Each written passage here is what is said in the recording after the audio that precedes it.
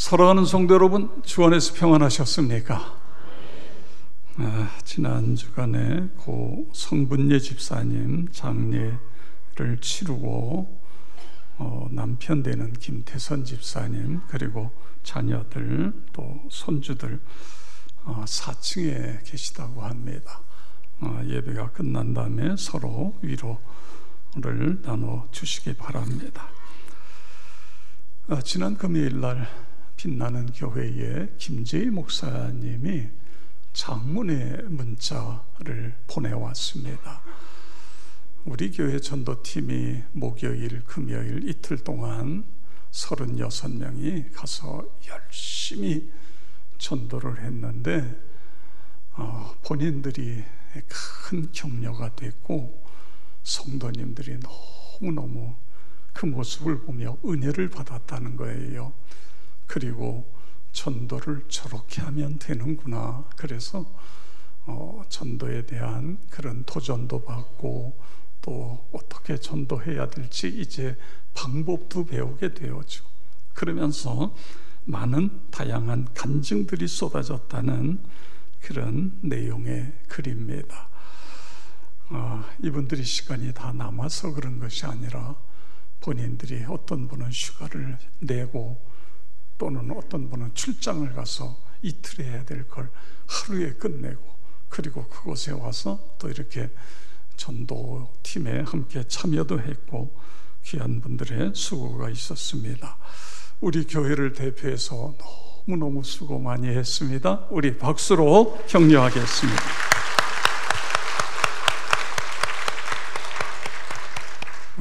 시편 52편은 다윗의 시입니다. 그런데 표제의 글에 보면 에돔인 도액이 사울에게 이르러 다윗이 아히멜렉의 집에 왔다고 그에게 말하던 때에 이렇게 되어 있습니다. 이 이야기는 사무엘상 21장, 22장에 나오는 사건을 배경으로 하고 있는 시편입니다. 사무엘상 17장에 보면 다윗이 형들을 전쟁에 나가 있는 형들을 심부름 갔다가 아버지의 심부름을 갔다가 거기서 골리앗을 때려 눕힙니다. 골리앗을 물리쳐 죽이었기 때문에 이 전쟁이 블레셋에 대한 이스라엘의 대승리로 끝나요.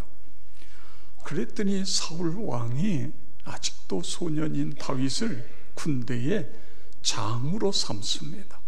그리고 자기 딸 미갈을 다윗에게 결혼시켜서 하루아침에 갑자기 왕의 사위가 되어져요. 여러분 생각해 보세요. 이보다 더 큰 축복이 어디 있겠어요? 그런데 문제가 생겨요. 다윗이 나가서 전쟁할 때마다 승리를 하거든요. 그랬더니 여인들이 승리하고 돌아오는 다윗의 군대 앞에서 춤을 추며 노래를 하는데 노래 가사에 문제가 있었습니다. 그 가사에 보면 그렇게 노래하고 있습니다. 사울이 죽인 자는 천천히요 다윗은 만만이로다. 그러니까 사울 왕은 천이고 다윗은 만이라는 거예요. 이 노랫소리를 듣던 사울의 마음이 복잡해지기 시작해요. 그러면서 그는 심히 불쾌했고 노했습니다. 화를 내는 순간에 사단 마귀가 사울 왕 속에 들어가게 돼요. 그 후에도 다윗은 나가서 전쟁할 때마다 승리하니까 이제는 다윗이 정적이 되는 거예요. 내 신하가 아니라 저놈 때문에 내 왕자가 흔들린다. 저놈 때문에 내 아들이 내 다음에 왕이 돼야 되는데 이게 뺏기게 됐다. 그래서 창으로 다윗을 죽이려고 창을 집어 던집니다. 피했어요. 그 다음에는 단창을 집어 던지는 거예요. 또 피했어요. 그래서 할 수 없이 집으로 피신을 해요. 그랬더니 이번에는 군사들을 동원해서 집을 포위하고 다윗을 죽이려는 거예요.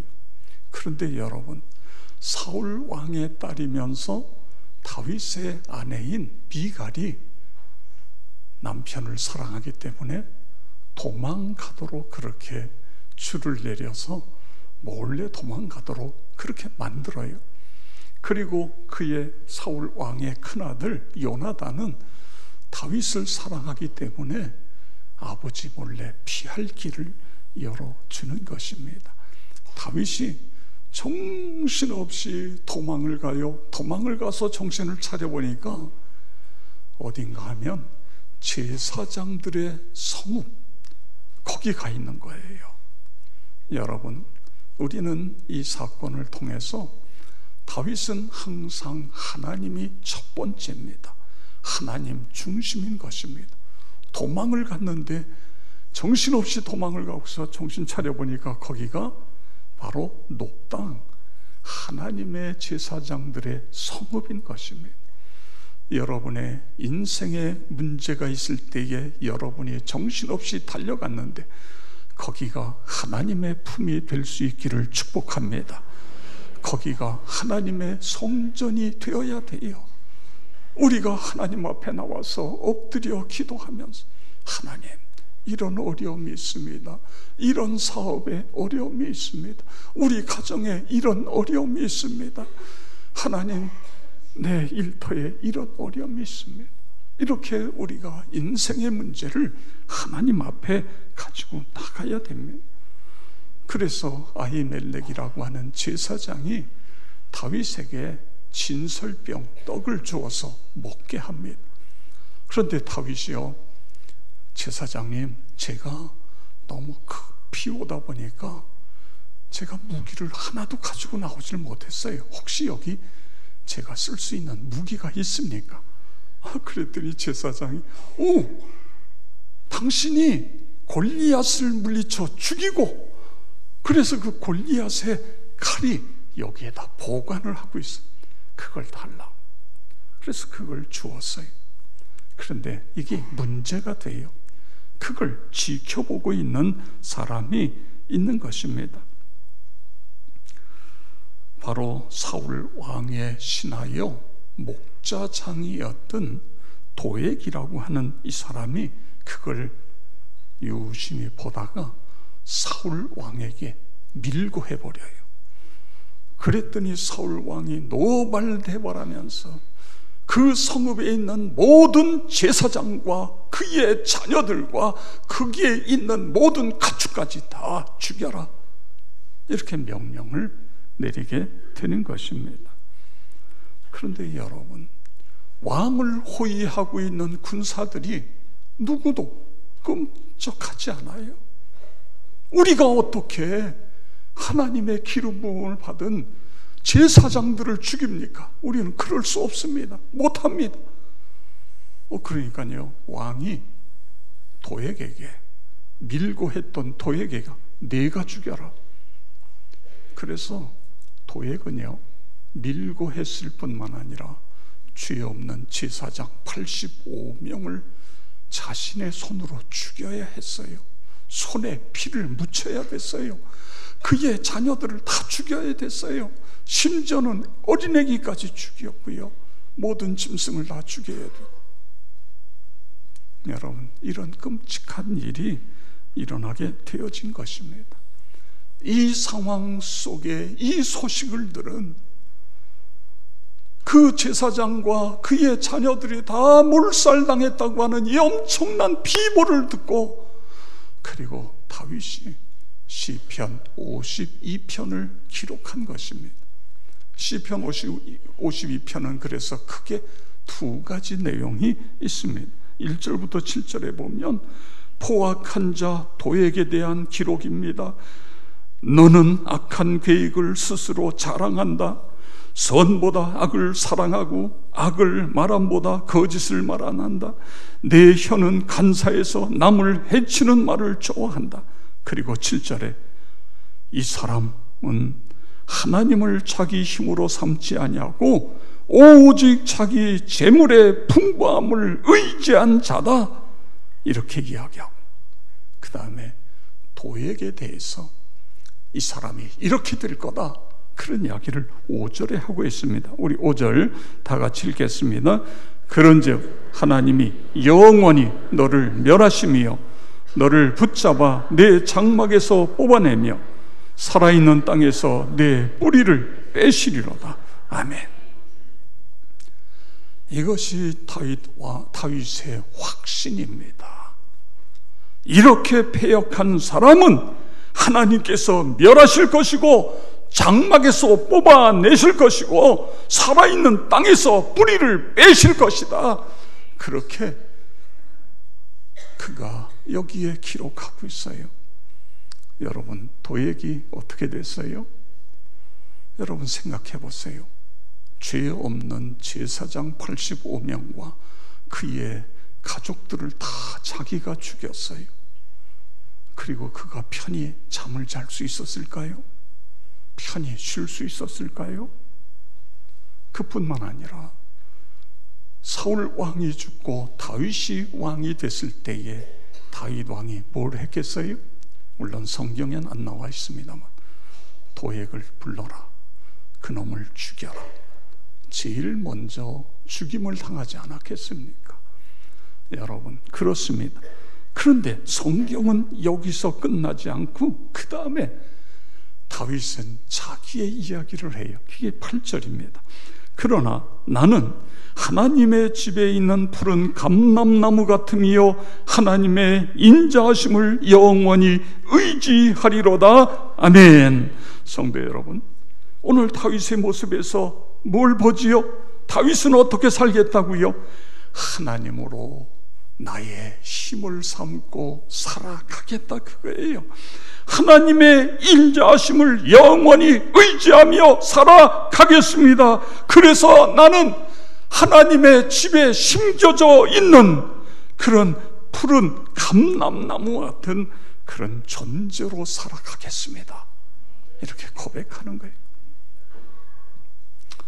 여러분, 지금 다윗의 처지가 어떤 처지입니까? 다윗은 사울 왕에게 쫓기고 있는 신세예요. 그가 피할 곳은 아무 데도 없어요. 만약에 누군가가 그를 감추어줬다가 들통이 나면 어떻게 돼요? 제사장들처럼 그냥 죽는 거예요. 자기만 죽는 게 아니라 자기 자녀들까지 다 몰살당해요. 누구도 다윗을 보호해 줄 수가 없는 이런 상황이에요. 그래서 할 수 없이 다윗이 자기와 적이 된, 이스라엘과 적이 된 블레셋으로 숨어 들어가요. 거기 들어가면 내가 안전히 보호될 것이다 생각하고 들어갔는데 이게 웬걸? 블레셋의 신하들이, 왕의 신하들이 딱 보더니 저놈은 다윗입니다. 여인들이 저놈을 향하여 저놈은 만만이라고 그랬고 사울 왕은 천천이라고 그랬어요. 그래서 할 수 없이 미친 짓 하다가 거기서 도망 나오게 되잖아요. 그 다음에도 피할 데가 없으니까 그는 결국은 그 다른 나라 모압 땅 미스베로 도망가야 했던 것입니다. 이처럼 다윗은 도망자였습니다. 매우 힘든 하루하루를 보냈습니다.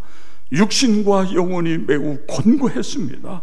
자기 때문에 높당에 그 많은 제사장과 가족들이 몰살당했습니다. 그 마음이 오죽했겠어요. 미래가 전혀 보이지를 않습니다. 사방이 꽝꽝 막혀 있습니다. 탈출구가 없어요. 이쯤 되면 많은 사람들은 인생을 포기하게 돼요. 그런데 여러분, 다윗은 인생을 포기하는 것이 아니라 어떤 고백을 하고 있어요? 그의 신앙 고백이 뭐예요? 이미 말씀드린 것처럼 8절에 보니까 그러나 나는 하나님의 집에 있는 푸른 감람나무 같으며 이렇게 고백하고 있는 것입니다. 이게 그의 확신이에요. 이것이 그의 믿음인 것입니다. 나는 하나님이 함께 하신다. 하나님이 나를 지켜주신다, 하나님이 나의 인생을 이끌어 주신다, 이런 절대 믿음을 그가 가지고 있는 것입니다. 아무리 큰 환난을 당해도, 사울 왕이 별짓을 다 해도, 그래도 하나님이 나의 산성이시다, 하나님이 나의 그늘이 되시고 나의 피할 바위가 되시고 하나님이 지켜주셔서 나는 하나님의 뜰에 푸른 감람나무처럼 될 것이다. 할렐루야! 이것이 여러분의 믿음이 되어지기를 주의 이름으로 축원합니다. 성도 여러분, 여러분의 삶의 기초가 무엇입니까? 여러분의 삶의 목표가 무엇입니까? 오늘날 다윗이 사울 왕에 쫓기는 것처럼 우리는 불확실한 시대에 살아가고 있습니다. 육신과 영혼이 곤고해지고 있습니다. 어디에서도 안식을 찾을 수 없는 것 같은 그런 시대에 살아가고 있습니다. 그런데 여러분, 물질이 우리 인생의 기초가 될 수 있을까요? 인생의 위기를 물질이 해결해 줄 수 있을까요?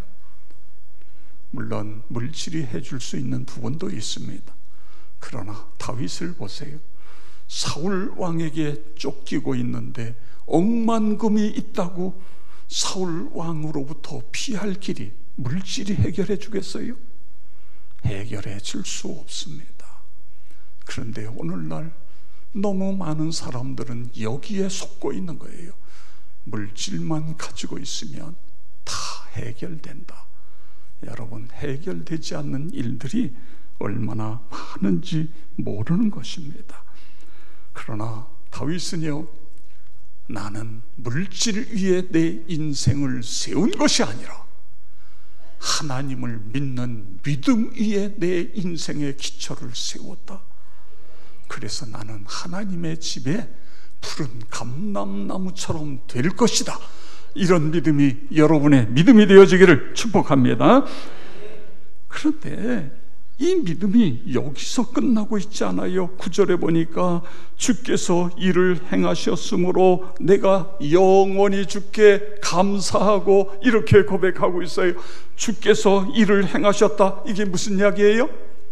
악한 자, 이 도액과 같은 이런 악한 자는 하나님이 멸하신다, 하나님이 뿌리채 뽑으신다, 그렇게 될 것이고, 믿음으로 살아가는 자들에게는 하나님의 성전에 심겨진 푸른 감람나무처럼 이렇게 될 것이다, 그걸 이야기하고 있는 것입니다. 그렇습니다. 여러분, 그러면서 지금 다윗은 내가 그 안에서 감사하며 살겠다는 거예요. 하나님 앞에서 감사하며 살겠다. 시편 54편도 다윗의 시인데요, 이 54편에 보면 그런 부분이 있습니다. 황무지에 가서 숨었어요. 황무지 숲을 속에 들어가 숨었어요. 그랬더니 이번에는 10사람들이 또 밀고 한 거예요. 사울 왕이요, 다윗이 우리가 사는 이 10광야 숲을 속에 숨었습니다. 거기서 자신의 그 위치가 탄로가 나게 된 이 상황 속에서 하나님께 구원을 간절히 기도하면서, 그러면서 동시에 6절에 보면 이렇게 노래하고 있는데 우리 다 같이 함께 읽겠습니다. 내가 낙헌제로 주께 제사하리이다. 여호와여, 주의 이름에 감사하오리니 주의 이름이 선하심이니이다. 아멘. 내가 낙헌제로 주께 제사를 드리겠다. 이 낙헌제가 뭐죠? 즐거울 낙에다가 드릴 헌자를 쓰는 거예요. 지금 죽게 생겼는데 내가 즐거움으로, 기쁨으로 하나님께 제사를, 하나님께 예물을, 하나님께 예배를 드리겠습니다. 이렇게 그가 고백하고 있는 거예요. 자발적인 의지로 낙헌제를 하나님께 드리겠다. 언제 어디서 어떻게 죽을지도 모르는데 그렇게 힘들고 어려운 상황 속에서도 하나님께 낙헌제로 감사의 제물, 감사의 예배를 드리겠다. 이것이 바로 다윗의 고백입니다. 여러분, 시편에 나오는 다윗의 시를 쭉 보세요. 거기에 기본적으로 깔리는 것이 구원을 찬양하는 것이고 감사하는 것입니다. 다시 말해 다윗은 감사가 습관이 되어 있는 사람이었던 것입니다. 다윗의 성공의 비결은 언제나 감사예요. 항상 감사인 것입니다. 나와 여러분도 감사가 습관이 되어지기를 주의 이름으로 축복합니다. 우리의 자녀들, 다음 세대들도 감사하는 것이 습관이 되도록 먼저 우리가 감사의 본을 보여야 됩니다. 그리고 감사하며 살아갈 수 있도록 우리의 다음 세대들을 훈련시킬 수 있어야 됩니다. 감사가 습관이 되면 우리 자녀들의 미래에 날개를, 축복의 날개를 달아주게 되어지는 거예요. 데보라 노빌이 쓴 책 감사의 힘이라는 책에 보면 척 애담스를 거기에 소개하고 있습니다. 이 척 애담스는 태어날 때부터 척추에 이상이 있었어요. 그래서 이 사람은 태어나서 한 번도 일어나 걸어보지를 못했습니다.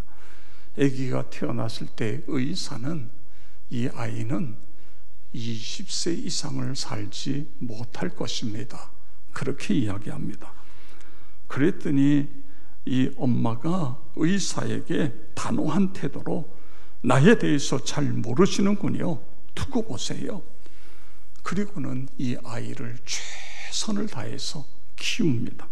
그러면서 아이가 점점 커갈 때에 아이에게 이야기합니다. 아들아, 기죽을 필요 없어. 역사상 가장 위대한 대통령 루즈벨트도 휠체어에 앉아서 전쟁을 지휘했단다. 그리고 세계 2차 대전을 승리로 이끌었단다. 그렇기 때문에 휠체어에 앉아 있다고 염려하지 마라. 너는 할 수 있어. 감사해라.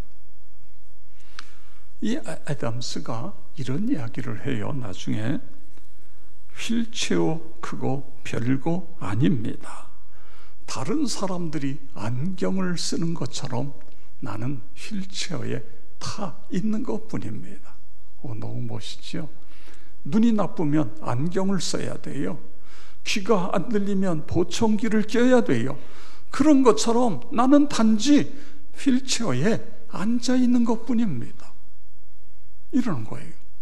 근데 이 아담스가요, 대학교 때는요, 휠체어 농구팀의 그 주장이 되었어요. 그리고 대학을 졸업하고는 지역신문의 기자가 되고 케이블 TV의 스포츠쇼 프로듀서가 되고 금융회사의 영업부장이 되고 지금은 50대가 훨씬 넘었는데 지금 큰 그 매장의 사장으로 일을 하고 있는 것입니다. 여러분, 척 애담스 엄마가 아들에게 뭘 가르쳤을까요? 자신감과 그리고 감사하는 법을 가르쳤습니다. 엄마는 아들에게 항상 이렇게 말합니다. 내 주변에서 감사한 일들을 찾아봐라. 하나를 찾고 멈추지 말고 또 찾아보렴. 뭔가 더 있을 거야.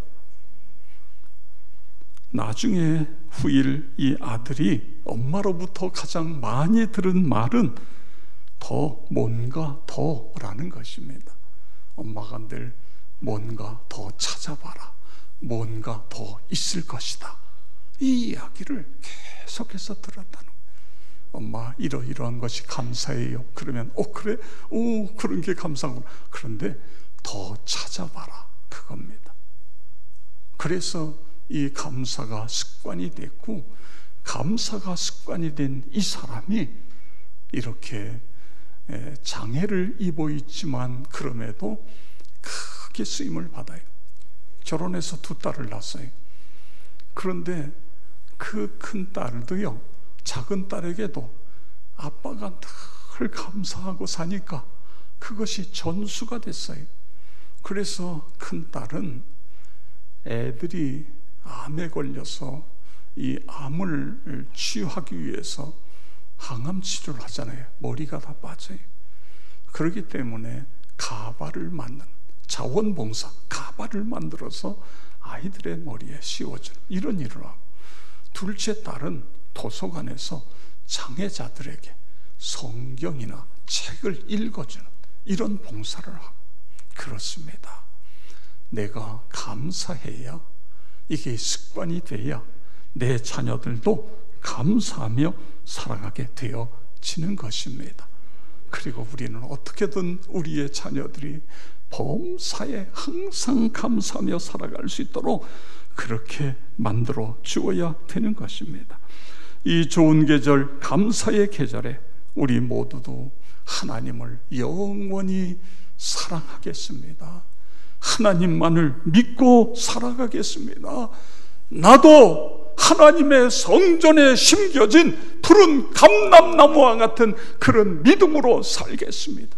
상황과 관계없이. 그리고 더 나아가 감사하며 살겠습니다. 여러분 모두가 그렇게 되어지기를 주의 이름으로 축원합니다.